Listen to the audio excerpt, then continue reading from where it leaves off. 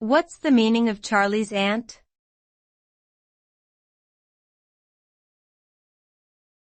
Charley's aunt.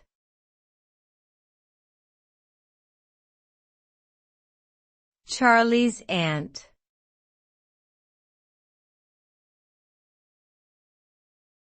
Charley's aunt.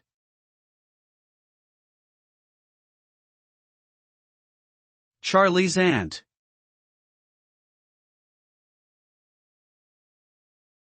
Charley's Aunt is a play written by British playwright Brandon Thomas in 1892. The play is a farce that tells the story of two Oxford undergraduates who persuade a fellow student to impersonate the latter's wealthy aunt from Brazil, who is expected to arrive for a visit. However, when the real aunt fails to turn up, chaos ensues as the students try to maintain the pretense. The play was a huge commercial success and has since been adapted into numerous films, musicals, and stage productions around the world.